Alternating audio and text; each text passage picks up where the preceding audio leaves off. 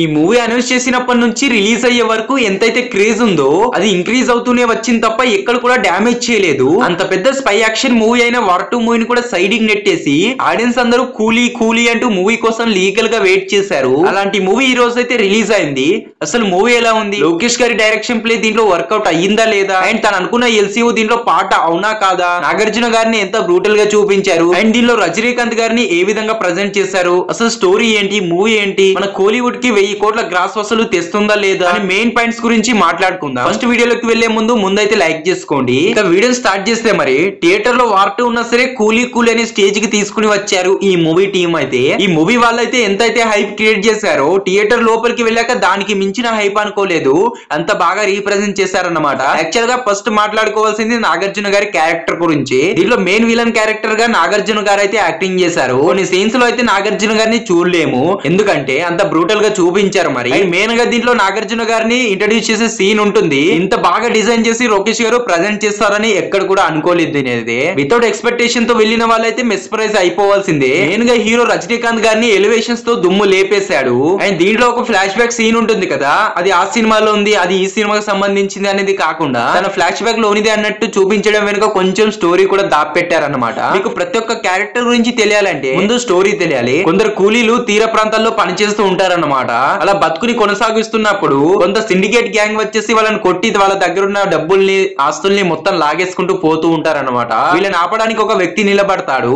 అతను ఎవరో కాదు, మన రజనీకాంత్ సార్ అన్నమాట. దీనిలో పర్టికులర్ గా ఇంకో కారణం కోసం కూడా రజనీకాంత్ గారు ముందుకు వస్తారన్నమాట. అది శృతి హాసన్ గారి కోసం. శృతి హాసన్ గారు చాలా కష్టాలు ఇరుక్కొని పోతుంది. ఎంతలా అంటే తను బయటికి రానంతలా. అది తన స్నేహితుడి కూతురు అని తెలుసుకున్న తర్వాత రజనీకాంత్ గారు తన కోసం ఎటువంటి ప్రయత్నాలు చేస్తాడు, నాగార్జున గారిని ఏ విధంగా ఎదిరిస్తాడనే సీన్స్ మధ్య ఈ మూవీ అనేది రన్ అవుతూ ఉంటుంది. దీనిలో ప్లస్ పాయింట్స్ వచ్చేసి రజనీకాంత్ గారి దేవా క్యారెక్టర్ అలా వింటేజ్ లుక్ లో చూపించిన విధానం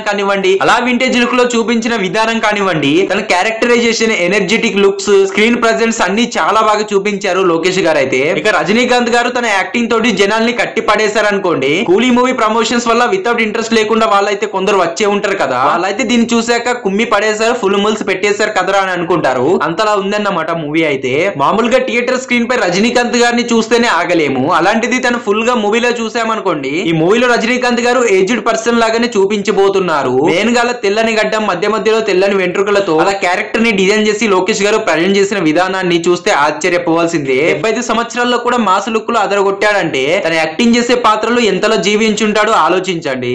మూవీ అంతా పెద్ద స్టార్స్ ఉన్నా సరే వాళ్ళందరినీ డామినేట్ చేసేలా మనోడే కనిపిస్తాడన్నమాట. అంతలా పర్ఫార్మ్ చేశాడన్నమాట. ఇక తనకు ఎదురుగా మెయిన్ గా విలన్ గా నటించింది సైమన్ క్యారెక్టర్ లో నాగార్జున గారు. తన విలన్ క్యారెక్టర్ లో నటిస్తున్నాడని తెలిసాక తెలుగు యువత మొత్తం కూలీ పైన ఆశలు పెట్టుకున్నారు. ఎందుకంటే నాగార్జున గారిని నెగిటివ్ రోల్ లో తన 40 years లో ఎప్పుడు చూడలేదు.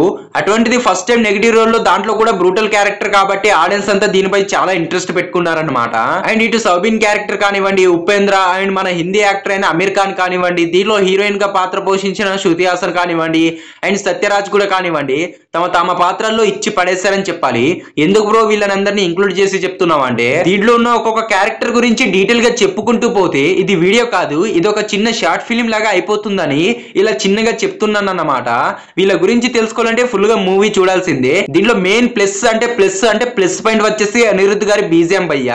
అబ్బా, మీరు ఆడియో లాంచ్ లో చూసే ఉంటారు కదా అనిరుద్ధ్ గారి పాటల కోసం ఎలా ఎగబడ్డారో, అలాంటి ఎలివేషన్ సీన్లతో బ్యాక్గ్రౌండ్ లో అనిరుద్ధ్ గారి బీజిఎం వస్తూ ఉంటే ఆ ఫీల్ ఎలా ఉంటుందో మీరు థియేటర్ లో ఎక్స్పీరియన్స్ చేయాల్సిందే. ఈ మూవీ స్క్రీన్ ప్రెజెన్స్ తో కానివ్వండి, ప్రొడక్షన్ వాల్యూస్, బీజిఎం ప్రకారం స్టోరీ విధానం ఏ విధంగా చూసుకున్నా సరే పక్కా హిట్ అయ్యే విధంగానే ఉందని చెప్పాలి. ఇక్కడ కూడా డిసప్పాయింట్ చేసే సీన్స్ అయితే లోకేష్ గారు దీంట్లో పెట్టలేదు. ఫస్ట్ కోలీవుడ్ లో 1000 కోట్లు కలెక్ట్ చేసే మూవీగా ఈ మూవీ అయితే నిలిచిపోతుందని చెప్పడంలో ఎటువంటి అనుమానం లేదని చెప్తున్నా నేనైతే. మెయిన్ గా ఈ మూవీ వచ్చేసి ఎల్సీఓ లో పార్ట్ అనుకుంటున్నారు కదా, దీన్ని అయితే నేను రివీల్ చేయదలుచుకోలేదు. బికాస్ ఎందుకంటే ఇది రివీల్ చేస్తే మీకు స్పైలర్ రిలేట్ అవుతుంటుంది, మీరు దాన్ని థియేటర్ లోనే ఎక్స్పీరియన్స్ చేయాలి. అండ్ ఈ మూవీ మీకు ఎలా అనిపించింది, మూవీ బాగుందా లేదా అనే విషయాల గురించి కామెంట్ చేయండి. అండ్ మెయిన్ గా వార్ 2 మూవీ రివ్యూ కూడా కింద ఇచ్చాను, వెళ్ళి మన ఛానల్ ని చూసేయండి. ఇలాంటి ఇంట్రెస్టింగ్ వీడియోస్ కోసం సబ్స్క్రైబ్ చేసుకొని పెట్టుకోండి.